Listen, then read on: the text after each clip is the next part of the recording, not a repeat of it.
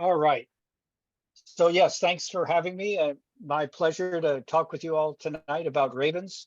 Um, I will emphasize work we're currently doing in Yellowstone, but this is very relevant to your situation and really all of the Western US in terms of what ravens do and the trouble they can get into with us and the issues we have with them. I know Gordon had already asked me about a distance that we need to be concerned about keeping away from sage grouse, keeping attractions of ravens away from sage grouse. And I think you'll have that answer about halfway through the talk. So stay awake at least that long and be glad to answer questions at the end. But my goal tonight is to have you thinking like a raven, seeing how they use their environment, the sorts of things that are important to them, the distances they will travel to get them. That's great. So first off, these are one of the most successful birds on Earth. They have been a strong component of the avifauna since the Pleistocene.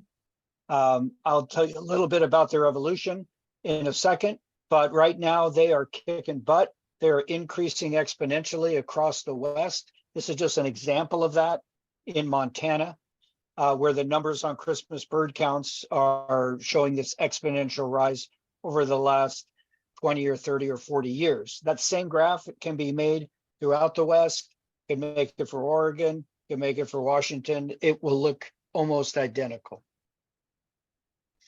They have not only commanded their space, but they've influenced our cultural space as well.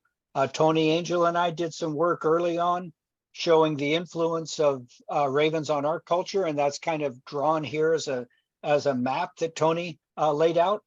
And we start again in the Pleistocene here, where ravens are scavenging from teratorns and saber-tooths and all of the big megafauna of Europe, Northern Europe, as well as North America for several million years. And then as humans came onto the scene and interacted more and more with them, they started to inform our legends, our language, our cultures, our customs, lots of different aspects. Here in the Northwest, especially, they've been influential in influencing early people's religious beliefs. If I just came back from Tlingit Village in Alaska, where you're either a raven or you are an eagle. And of course, ravens are better, but still, if I could be a raven, I would.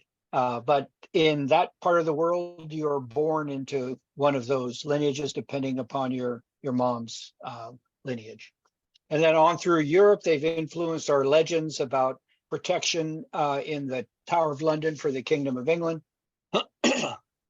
for the gods in Norway and Scandinavia that were influenced and informed by ravens each day to know how to take care of the world. And in Asia, where really the social behavior of these animals was really worshipped and thought of as a great example. More recently, they've influenced our ability to take a clean look at our cities and keep things tidy, to foreshadow bad things that might happen because of their prior association with catastrophes as a scavenger. But now if you hear a raven or a crow on a TV show, you pretty much know something bad's going to happen in the next frame or two. And they've influenced our language. You can think of many words in the English language that are derived from crow or raven. If you're ravenous, you're hungry. If you've got crow's feet, maybe you're a little aged. So I want to talk to you a bit about the biology of ravens, focusing on their exploitation of people and wolves in Yellowstone, and come back to the question I think of interest for you all and many in the West, where we have rare species like plovers on your coast or sage grouse in the interior, and what this increase in ravens is meaning for those species. The work I'm going to present is a collective work from several of us. I'll introduce some of those players to you, but our funders are the University of Washington, National Geographic Society, and the Max Planck Institute. So first off, let's take a look a few million years ago at Earth and how Beringia formed and was subsided as ice sheets grew. took up seawater. Beringia was exposed. This land connection between the Russian Far East and Alaska, that enabled animals to inhabit that part of the world. And as floodwaters again came, as warming periods came, they were then separated on either side of the world, the new and the old world, so to say. And this was important for raven evolution, as they were there a couple million years ago when these sorts of processes were occurring. And although ravens diverged in Africa initially from an ancestral form, perhaps 4 million years ago, about 2 million years ago, because of the flooding of Beringia, there were common ravens isolated in the Old World and the New World. So here throughout Northern Europe, where they interacted with early people, early Europeans, Neanderthals, and Homo sapiens is essentially, or eventually, I should say, and in the New World, where there were not people at that point, and they were interacting with the megafauna that I described at the beginning of the slide that Tony had made. During that isolation, each group of ravens spawned a different species. So the common ravens in Europe gave rise to a unique form, which we recognize today as the Canary Island raven. And in the New World, the Chihuahuan raven evolved during this period of isolation. But there were still common ravens on both sides of the oceans. However, as those birds were starting to accumulate random differences in their DNA, and therefore starting towards the speciation process, that was reversed. And it was reversed again because Beringia was exposed, ravens could move and live back and forth across Beringia. And about 20 to 15,000 years ago, more ravens from the Old World came into the New World. Today, we can detect those two genetic signatures on birds that live here in North America. You probably have both forms. The early colonists, which we call the California clade of ravens, it's a very distinct genetic group. And the more recent arrivals, which we call the whole Arctic raven, because it's the same genetically same form that's found all across the northern hemisphere of Earth. Now, these two groups of ravens, genetically extremely different, even more different genetically than the common raven and Chihuahuan raven here in North America. But behaviorally, they're the same. Physically, they look the same, and they interbreed frequently. In our studies on the Olympic Peninsula of Washington, we have males and females of both genetic types interbreeding, producing fine, viable offspring. So what we're seeing is basically this reversal of speciation that was occurring when the birds were isolated in the New and Old World is now being melded together by this more recent colonization and the fact that they don't distinguish amongst each other when they breed. So we're seeing a reversal in the speciation that was occurring, just as a little bit of a background. So ravens also form lifelong mates. They have very tight care bonds. There's a couple in Yellowstone preening. This is something you see frequently. I'm sure you've all seen crows as well as ravens doing what we call allopreening here, searching for parasites on their mate's back, or perhaps the transmitter that bird is wearing so they can take it off to our chagrin. But it's not just the territorial breeding pairs that form a tight social organization. There's another group of ravens out there, another type of raven. And these we call vagrants. Sorry, I'm getting a lot of feedback. We okay? Yeah. All right. So vagrants are breeders, are non-breeders that don't have a territory. They don't really form a social organization other than they accumulated rich resources. In this case, they're in an aviary where we were studying them. They're all down feeding on this dead raccoon. But in the wild, these birds would come and go as individuals, meet up with individuals they've been with before from time to time. It's not a flock situation. It's not like Kevin's pinion jays there that are in a permanently structured flock with some dispersal between them. These birds are freewheeling individuals moving in and out of associations with various food items. So we've got territorial, lifelong mated breeders and vagrant non-breeders. And these vagrants, this can last for many years. In Europe, some birds are 15 or more years old and still non-breeders. In Yellowstone, we've already got some individuals in their third or fourth year that are breeders.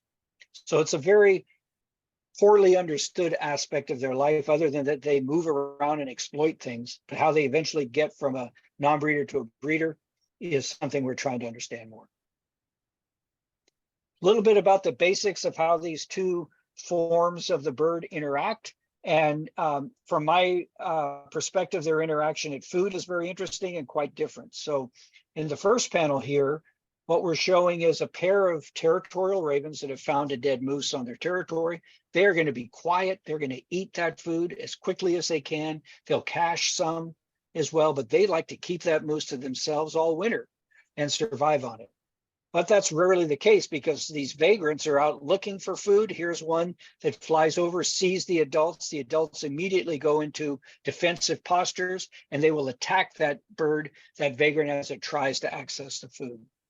During that scuffle that's ensuing, the vagrant and maybe a few others in the area that come in are making a lot of noise. They're being beaten by the adults. They're begging, they're yelling, we call it, kind of like a begging call you might hear of a young raven just out of the nest. And they're trying to submit to those adults. But in making that noise, the incidental byproduct is that others hear it and come, and eventually enough can gather there to overpower the defense of these adults. Sometimes that happens accumulating by just cueing in on the noise or sights at the kill, but it can also happen back at their nocturnal roost. And ravens roost in groups of 100 or more individuals. There are some large roosts on power lines in the West of thousands of individuals. But in the situation we studied, in a forested setting, some of the vagrant individuals go back to the roosts, and by their behavior, just probably their directed movements the next morning, they end up bringing all their roost mates to these new foods, which are then able to overpower the adults, and all the individuals eat. Now, the territorial birds and dominant individuals eat more than the subordinates, but everybody's working around this moose, and some are getting a few bites here and there. Our question in Yellowstone was, does that really work? That was work we did in Maine with Bern Heinrich. And in Yellowstone, the environment is very open.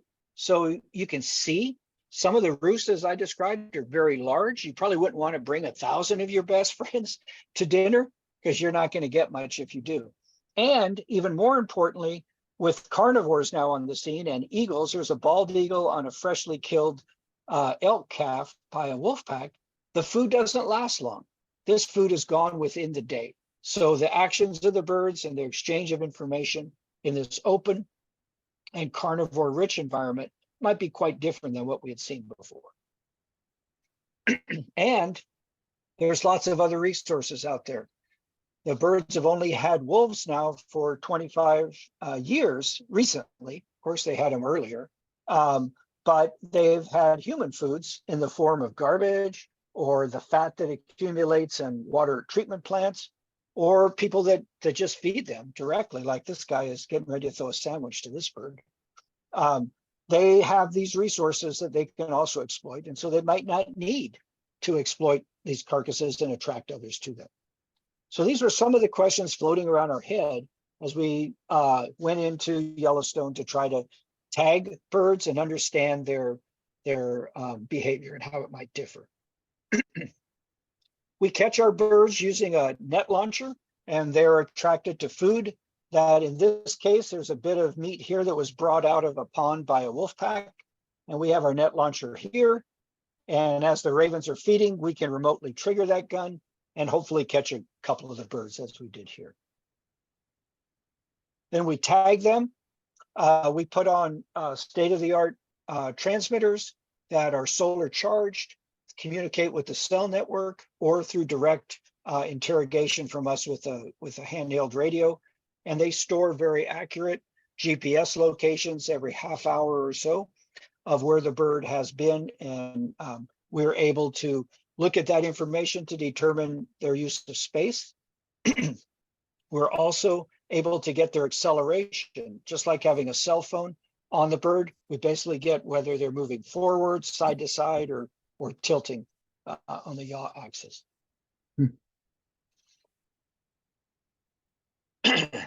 Sorry. So my collaborators primarily here, Matthias Loretto. Matthias is a researcher in Austria and Germany who's studied ravens for a long time. And together he and I were able to catch and tag now over 100 birds in Yellowstone. And through grants that Matthias got from Max Planck Institute, we're able to put about 60 of these high-tech transmitters out. We work closely with monitoring our birds and relating their movements to those of wolves and cougars in the park. And Doug Smith and Dan Staler were in charge of those parts of the study that I'll show you some data from. Lauren Walker and a couple of undergrads at the UW, Cameron Ho and Georgia Coleman, have been vital partners as well. So first off, where do these birds eat? What do they eat? And that's what this diagram shows here. What we have in the dark green in the center, I hope you recognize, that's Yellowstone National Park. And the green, lighter green area around is what we call the greater Yellowstone ecosystem, basically the components of mostly federal, but some private lands that are shared by the animals that use this landscape. And you can see the ravens we tag mostly within the park or right on the edge of the northern range here. They go all throughout the park and well beyond the park. So these birds are exploiting a large area. The different colors here indicate some of the different resources and where they get them. So for example, the pink dots here in the middle, those are wolf kills that were exploited by our birds. And that's where most of the wolves in Yellowstone are, and along the northern range. And then you've got some blue triangles out in agricultural areas that they feed upon. The light teal colored circles are insect clouds, basically, they feed upon, mostly in this case, under the feces of bison. So they go and flip over bison patties and get the bugs that are under there, but also dig into the patty and get large amounts of maggots, fly maggots from those. So they're exploiting a variety of resources over a huge area. And there is some seasonal difference, and just the top panel here shows the main thing. And that is in the summer, the use of anthropogenic resources is pretty low. And the use of natural resources, insects primarily again, is very high. And in the winter, the use of natural resources, things like carcasses of animals, is relatively high. And in the wintertime, the anthropogenic use in the wintertime is high and the natural use is low. So they're basically switching between seasons. In the summer, they're feeding primarily on natural resources, insects, and in the winter, they're feeding an awful lot on anthropogenic resources. And those include gut piles of hunters, roadkill, some agricultural areas, waste, so at our dumps, at our landfills, and at our water treatment plants. And then for the winter, our summer foods, again, primarily what we call dispersed natural food, which are insects, either in some of the beetles that are in trees and their larvae, the stoneflies that are emerging from the rivers at that time of the year, or those insects that are in the bison patties. And their use of wolf kills, is fairly low overall. So breeders have some constraints on their travel. They've got to deal with these noisy, begging fledglings at the nest. They feed them about every 20 minutes or so. This is a small brood here of only 2 individuals, but a larger brood requires even more use of the area. And so, for example, here are all the locations every half hour, these little dots around one bird who is nesting here by Mud Volcano. If you know that area, this is the Hayden Valley here. But this bird went basically only about 5 miles away from her nest throughout the breeding season to take care of her young. And that parental care is not only while the young are in the nest, but it lasts for about a month post-fledging. And this young bird is begging like crazy from its mom here to keep getting fed. Now that things are very different as autumn turns to winter, Here's that same nest and where the bird was all breeding season.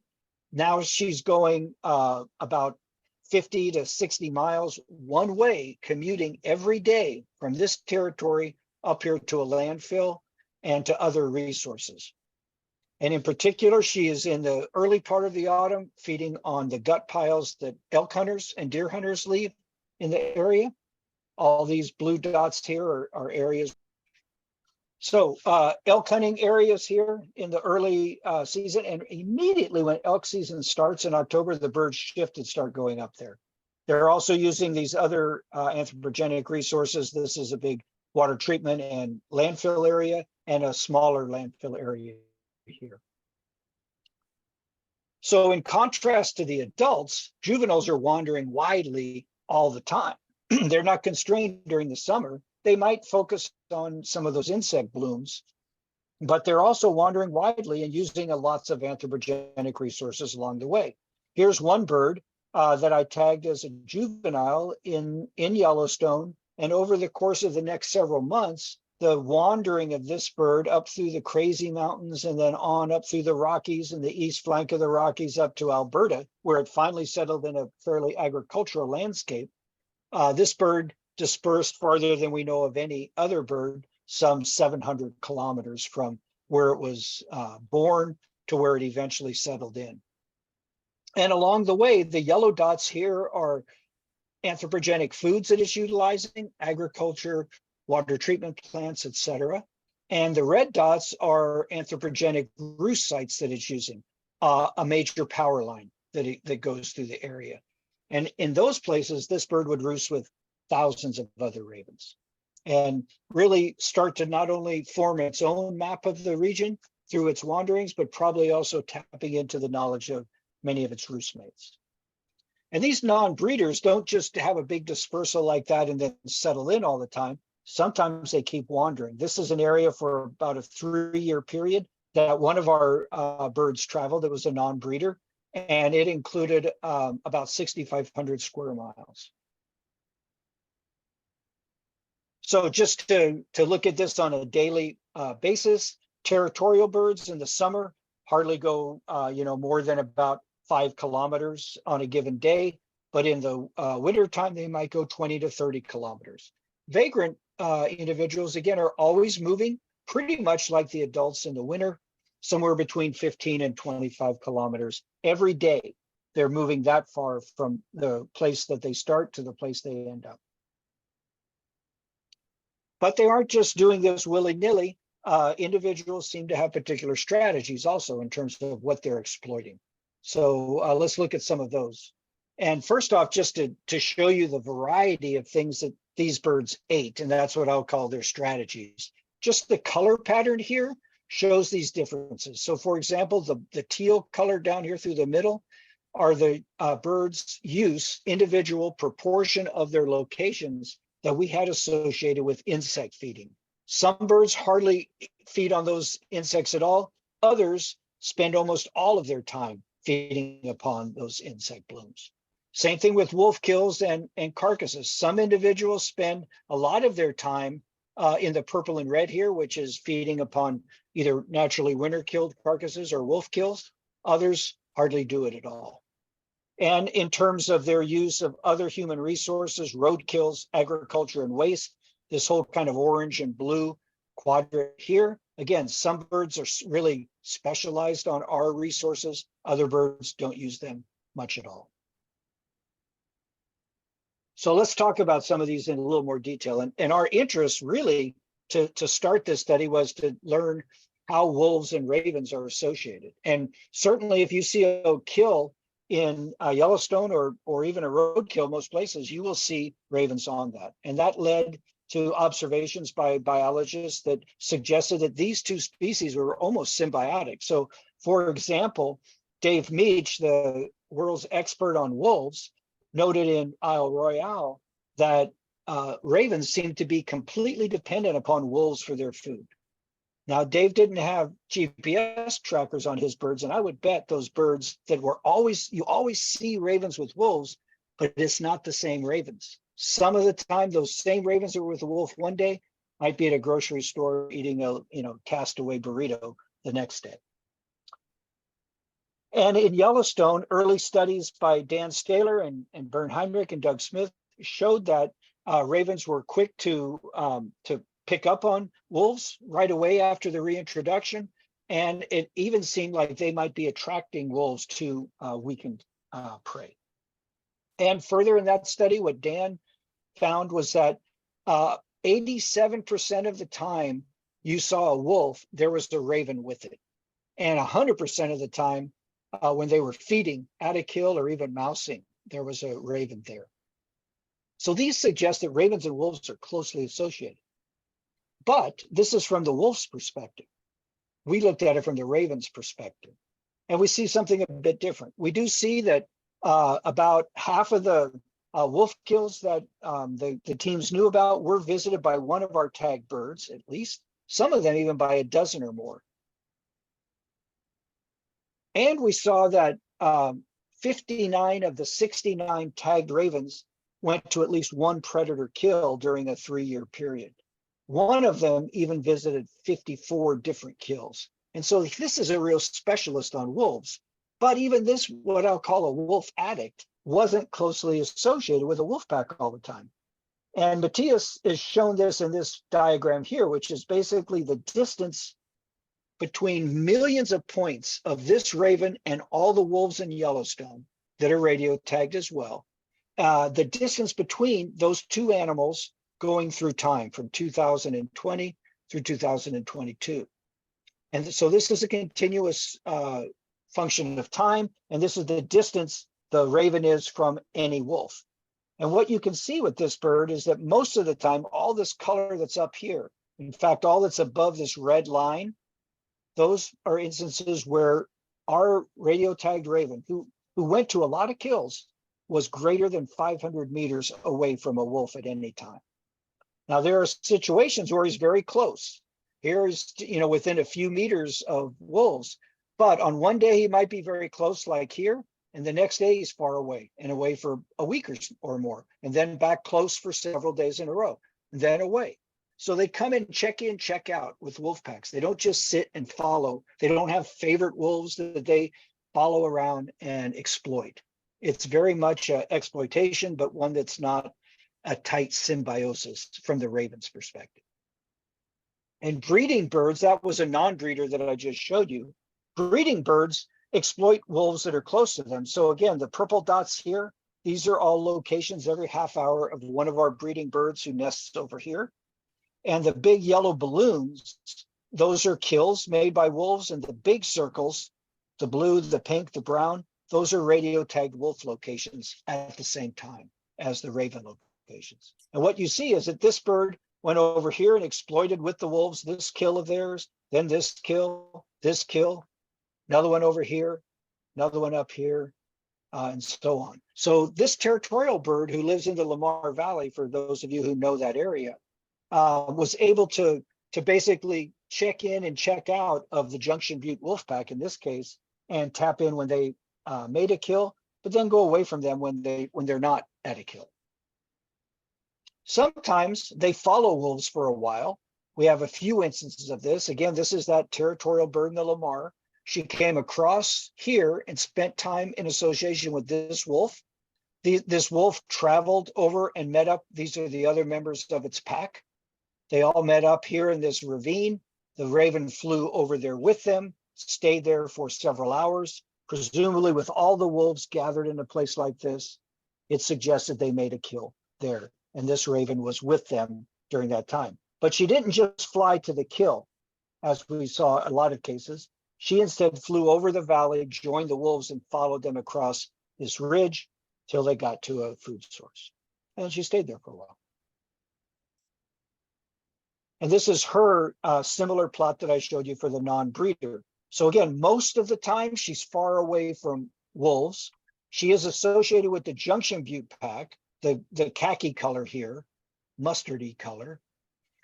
She is sometimes in association with other packs that are in her region, the green pack here.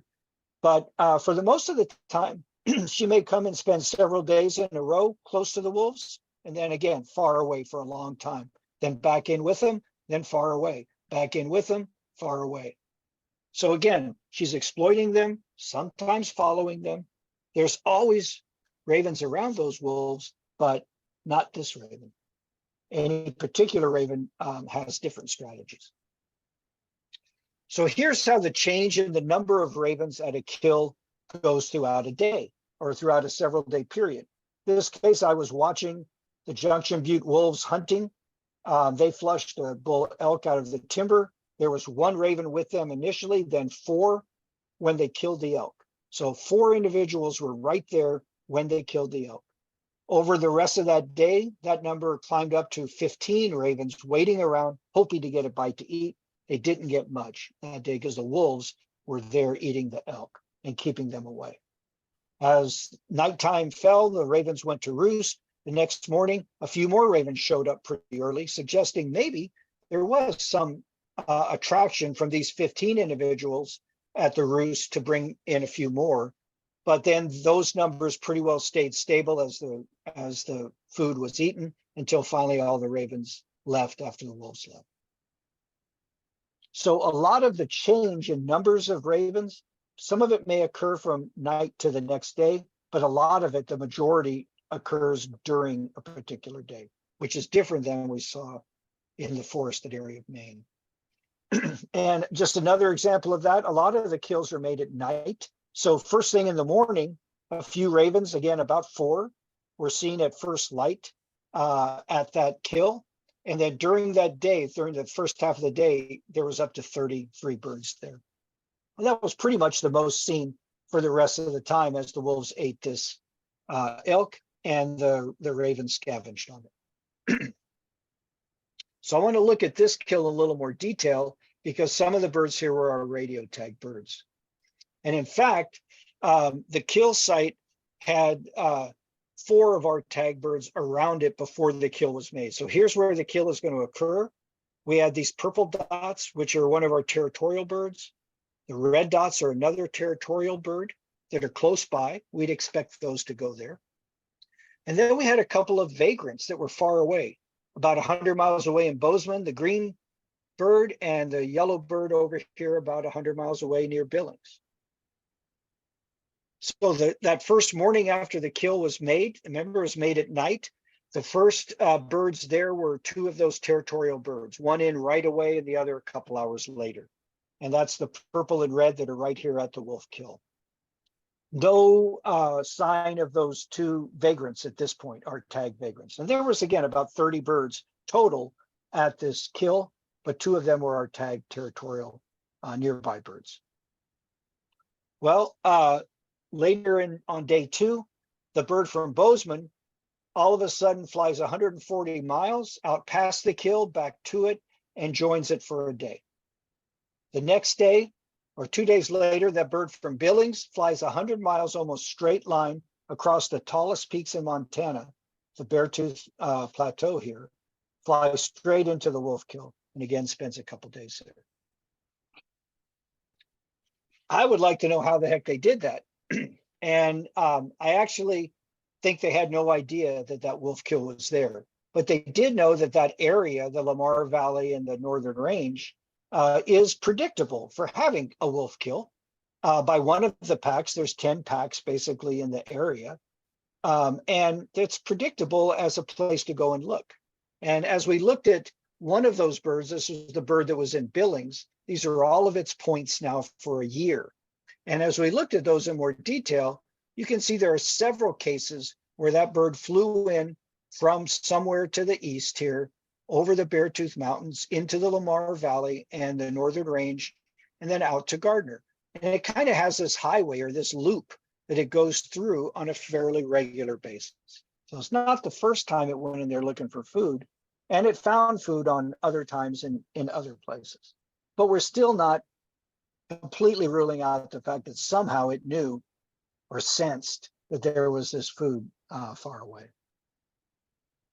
But I think really what these birds are looking for is not so much food as a party. So here is a group of ravens at a dead bison, and this is a typical scene. There's a few birds that are eating, this guy here, a couple here that are eating, but this bird, this bird, this bird, this bird, this one, all of these out here, they're not eating, they're displaying. This bird is in a subordinate posture. This bird is dominant. This is a dominant posture, what we call their ears up. Here, ears up and pants down, looking as big as possible to try to intimidate others. And this is one way that territorial birds might display and make sure that others know, hey, I'm close by, or this is my territory. But it's also a way for some of these younger birds, like that bird from Billings, who was a 2-year-old vagrant male, could come in and start to assess, hey, where do I stand in the hierarchy? Is there a potential mate here? Is there an open space here where I might be able to slip in and form my own territory? So this social aggregation and display is really important for these birds. And this is one of the arenas in which they do that. So do wolves get anything out of this sort of arrangement? Again, some of those early ideas of symbiosis suggested that ravens might be cueing wolves into food sources. And I was wondering if we could get a look at that with some of our data. And we have some incidental looks at it, and I'll show you an example of that here. So what you're going to see on this map and the next several are the locations of wolves, the big dots. These are radio tagged wolves, and places where ravens are gathered. So the yellow balloons here now are aggregations of ravens of our radio tagged ravens. And what we see here is there's one aggregation where there are wolves present at that time. That suggests, and they were there at the same time, that wolves made a kill and ravens were exploiting it, kind of like the one we just looked at with our 4 tagged birds. But in this case, this yellow balloon doesn't have any wolves. This yellow balloon is a group of ravens that we presume are feeding probably on a winter-killed bison. We don't know for sure, but they're aggregated in a way that suggests to us that they're feeding on a point source like a carcass. And here are 3 members of the Junction Butte pack of wolves that are tagged, that are in the area. And this is on the 2nd of February in 2020. Well, the next day, here's the aggregation of ravens still there, and the wolves are getting closer. The day after that, the wolves are at that aggregation with the ravens. So the ravens were there first, then the wolves came in. And again, we don't know what's going on here particularly, but everything about it suggests that it's a winter killed carcass or killed by some other source that ravens found, and maybe their commotion at a kill attracted the wolves, or maybe the wolves just finally smelled it and found it on their own. We don't know, but we have a few cases like that. And the next day, the wolves and ravens stay there for that whole day together. Obviously, there's something that's attracted everybody there. And then the next day, the wolves have gotten their fill, they leave, there's still a group of ravens there. So we have several cases of this, and about half of the times that we had a situation like this, it was ravens first, wolves second, and about half the time, wolves first, ravens second. So if we look at all these observations together with the other wolf kills that we followed, it looks to me that there might be some benefit that wolves are aided in their scavenging behavior by the presence of ravens, but it's at least a 6-fold greater benefit to the raven, that is the raven being able to get food from wolves than wolves from ravens, just on a number basis. Sometimes ravens and cougars are together as well, but we've never had cougars come into an aggregation of ravens, but we have had ravens come into to places where cougars have made kills. So just as an example of that, a little video from a cougar's kill site here. Cat has got a bit of a deer leg down here. Just cool to see the animal moving around.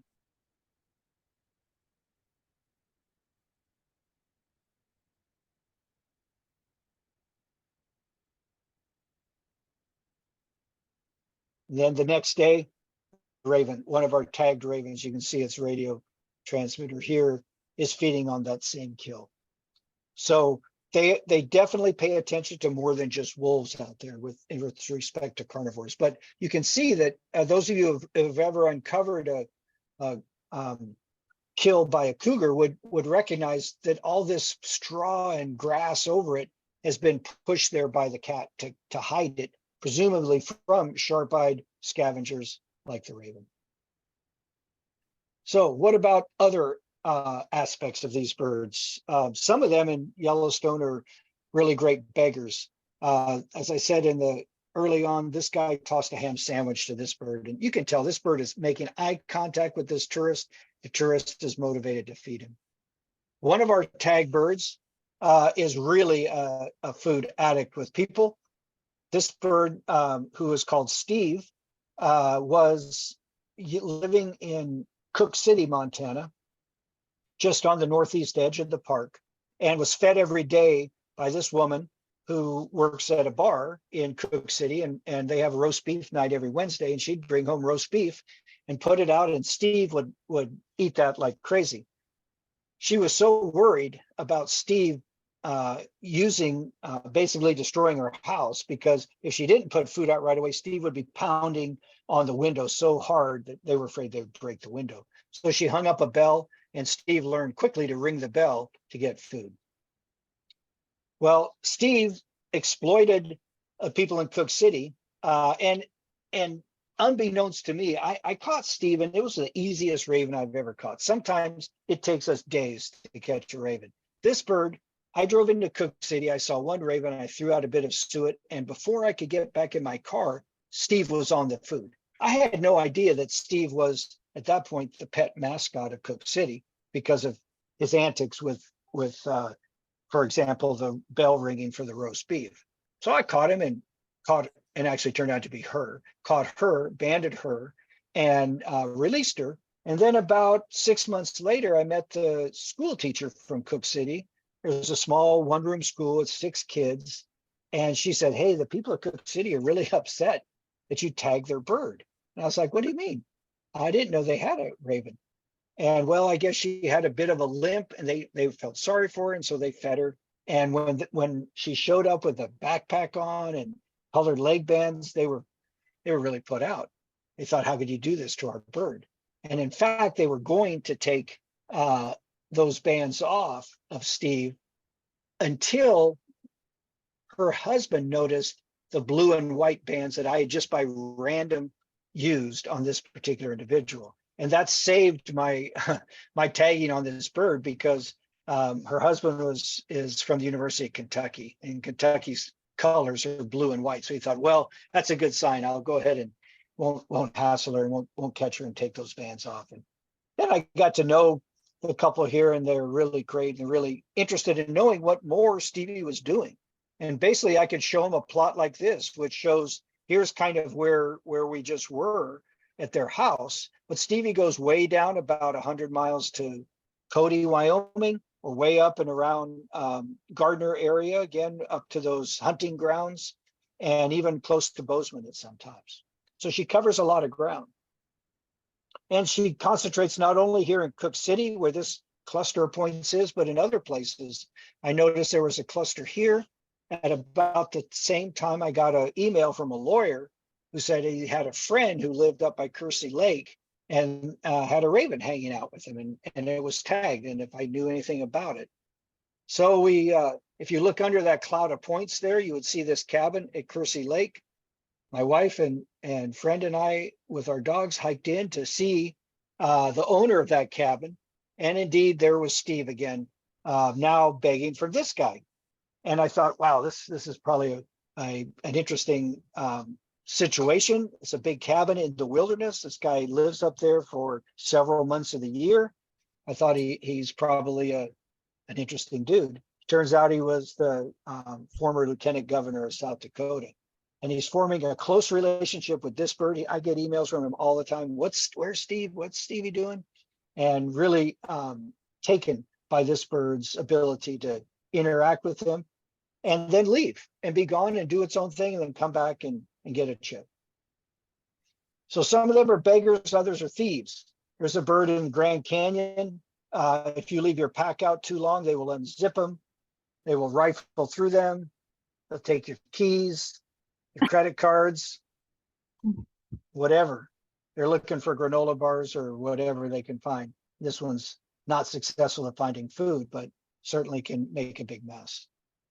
So they supposedly did this in Yellowstone as well. And I went into Old Faithful one winter to try to observe this behavior.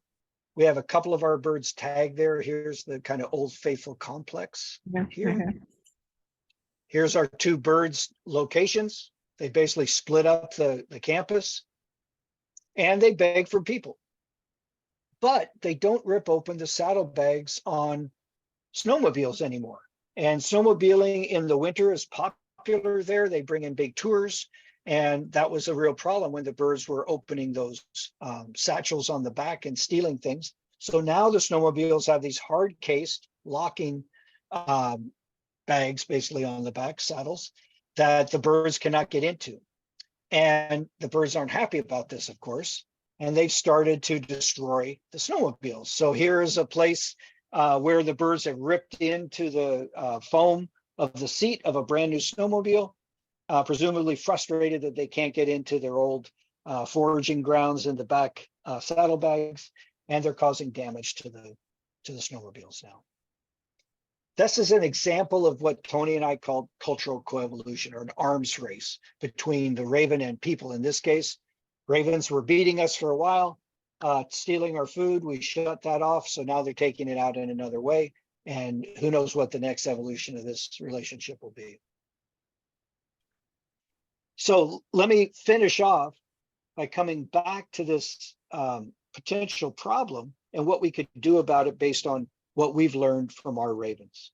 So again, we have this increase in ravens throughout the West, decrease in many species, other species that have more restricted habitats, or in other ways, their numbers have been lowered by human activity, either reducing, destroying, or exploiting the habitats that these birds need. Beaches for plovers, sage land, which has been, as you all know, there destroyed by human activity, agriculture, and other activities, and the Mojave Desert, where desert tortoises are also in low numbers from being collected, and also from habitat destruction and mortality on roads. So our activities have reduced many species, and now ravens, being more abundant in their environment, can exert a greater effect on these rare species.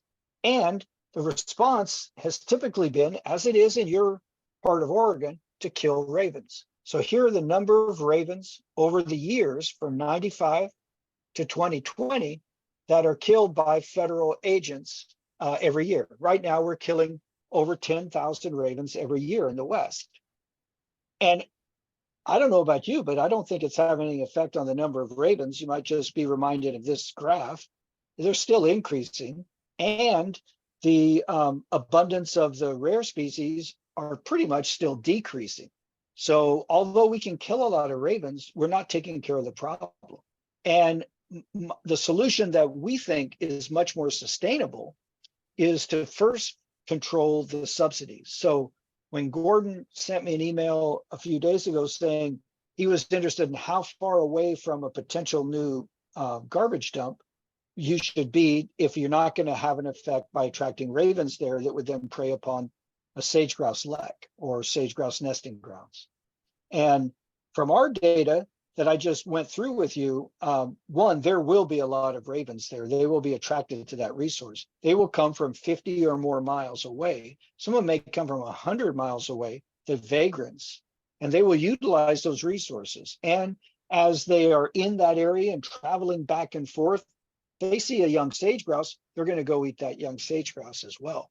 So attracting them to a place where we know there are rare species is the worst thing we can do. And in fact, it could be argued, and has been argued, as incidental take under the take under the Endangered Species Act. So that sort of a subsidy that's put on the landscape should not be put near, certainly within 50 miles of a sage grouse lek that we know we're trying to conserve. Otherwise, it's going to have an effect. Now, there are lots of things we can do to reduce subsidies. We can reward people for not exposing trash, maybe for even not exposing gut piles. That's been done in Arizona. We can celebrate those places like a landfill that might have good sanitation practices that reduce the number of ravens there, so there's no food available to them. Celebrate those people, sue them if we need to make them understand that that's not a legal activity if we have an endangered species that's being affected. Oh yeah, that's right. Grouse weren't listed, were they? That's a real problem. But anyway, I'll come back to that. We can also armor the landfill with lasers. There's work being done in California with lasers and remote detection of when birds are in the area that would shoot lasers, and those scare the birds away. But really, it's a very difficult problem. Once they find a resource like that, it is extremely difficult to get them out of it and keep them out of it. It's an absolute full-time, all during daylight hours job to harass the birds that are there in a variety of ways, to let them know that they're not going to get food there. And then eventually they will learn and they will stay away from it. But it would be a lot easier to design these things not to provide food from the start, and to not put them in sensitive areas from the start. But we know, at least from our work, that it's garbage dumps. It's especially one of their favorite resources are water treatment plants, which are often placed by garbage dumps as well, hunting areas and agricultural areas. So thinking about how to control the food resources there is, I think, one of the most important lessons that we've gotten from our study. And if we don't do that, this is a raven's dream. And basically they'll just hand off the next to the next generation the ability to use these same resources. So with that, I would stop and take questions from you. I am glad to answer questions about our work there.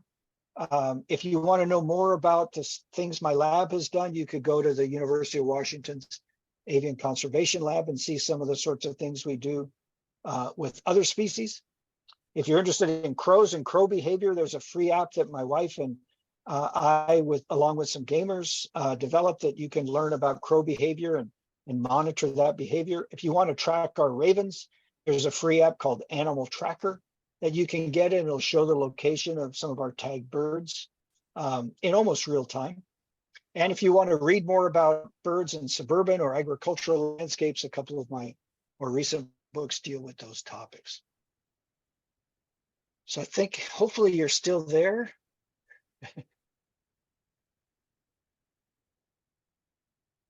And still awake. And again, I'll be glad to take questions and tell you what else I can about ravens and crows.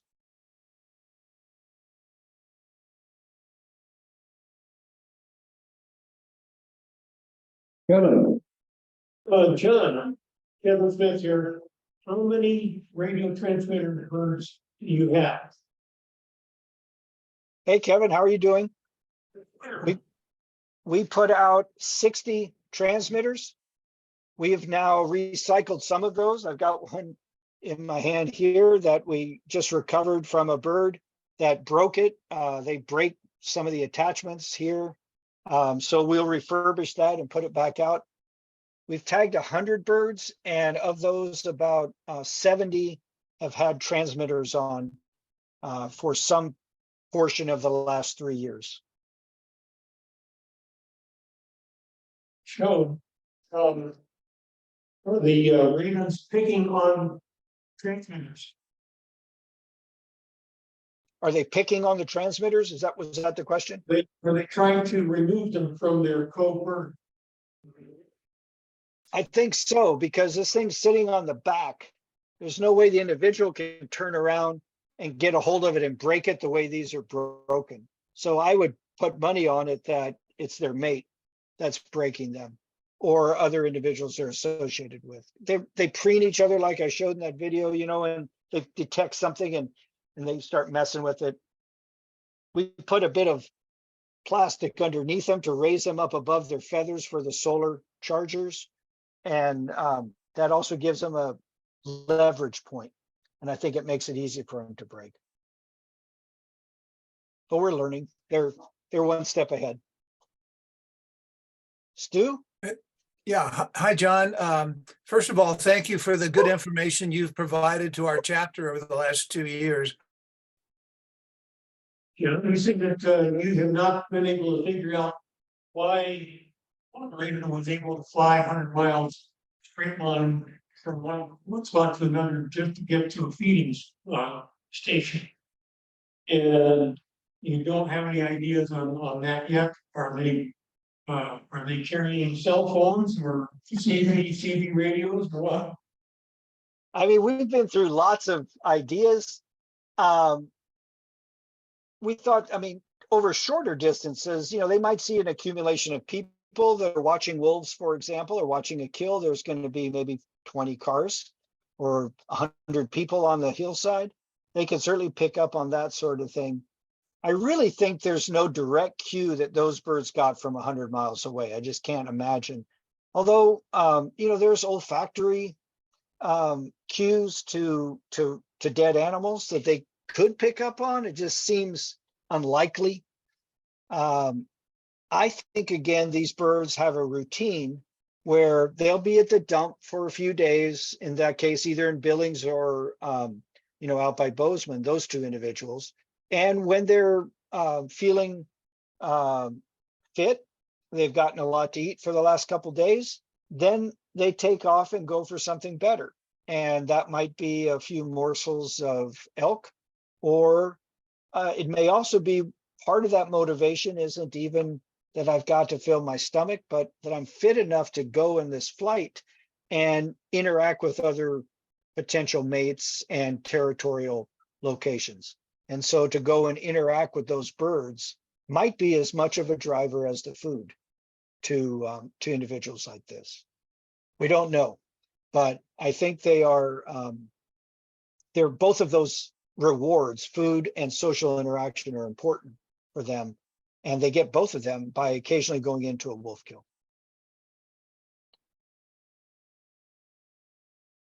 There's a question I see in the chat about vagrants foraging for themselves and scouting where food is for others. They are really foraging for themselves.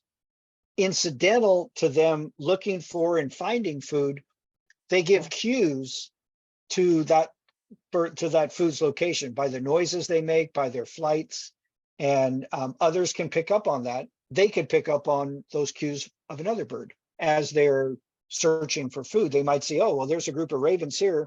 Let's go down. And again, these birds coming in from long distances, they might fly. And once they get into Yellowstone, they can see a big area from high up and just cruise down like vultures in the Serengeti to where that accumulation of ravens is. So they might just come in and find where the ravens are and go for it, but they don't come in and do that every day. So, but they're in it for their own good. They're very selfish animals, and that selfishness leads to reliable information about food and social gatherings that others can also use. So it looks like they're attracting others in, but really they're just trying to get it for themselves. Yeah, I have Stu on the phone here. I'll let him continue with his question. Hi, John. Thanking you for the advice you've given us to us. And then lightning struck out here, so I lost power. Oh, wow. I was interested to know, you mentioned that water treatment plants attracted ravens a couple of times, and I'd like to know more about that. Why why do they do that?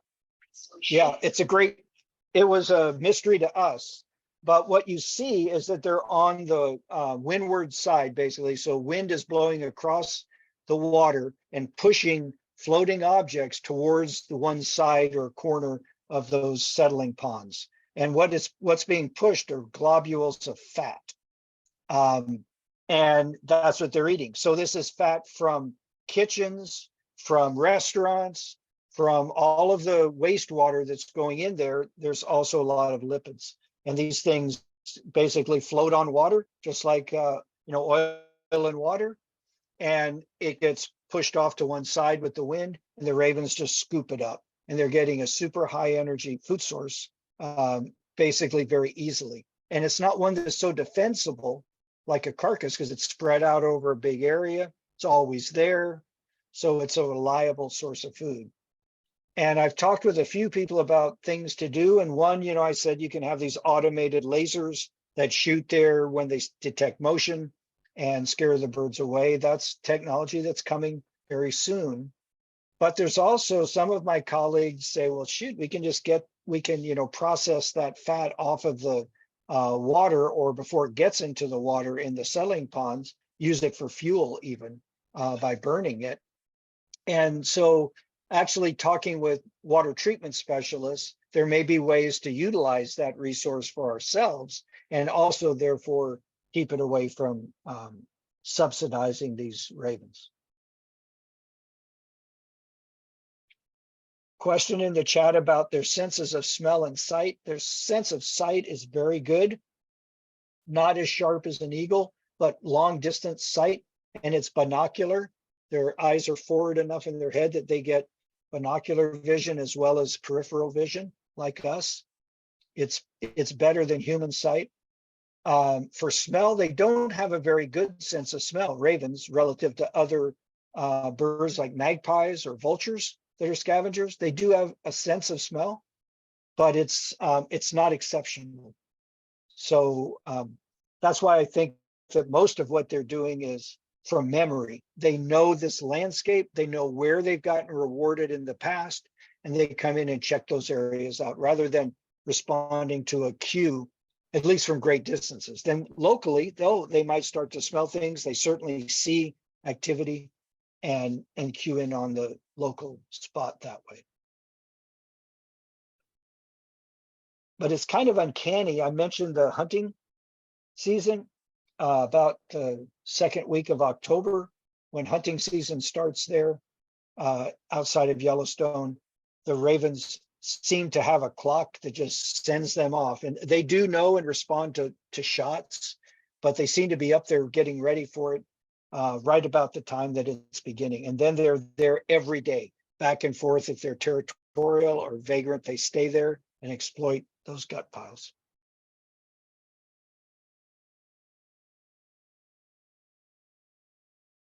Aaron?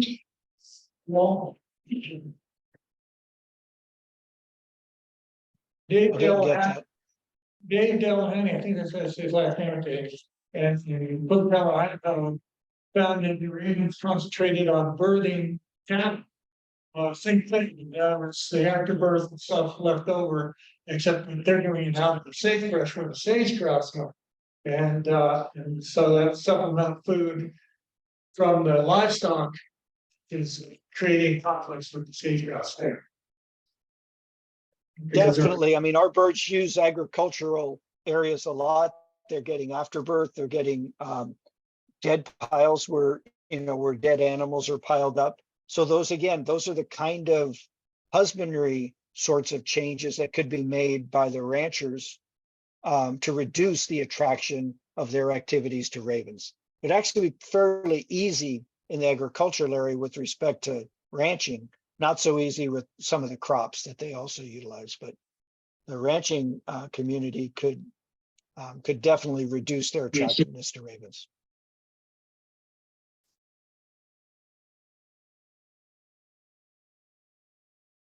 I got one anecdotal story. 20 years ago, I climbed Denali, and in the powers of climbing the mountain, it's 16 days. You just call your stuff up in glacier, having your stuff, dig a hole in the snow and bury it, and mark it, and then go back. The next day you get to that place. Well, the ravens are that's where you put the flag is where the ski. And on the glacier, there's snow and ice mountains for 20-30 miles or more. The closest city is 30 miles away, closest town. Yet these ravens have flew in on the climbers, and that's only in June. Yep. And we got them on Wednesday, pick up the day. I'm trying to people there.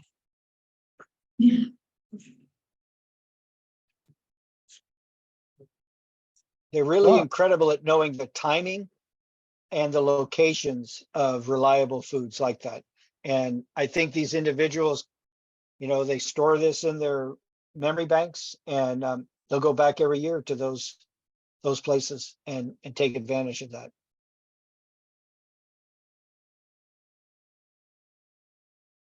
Well, John, I don't see any other questions coming.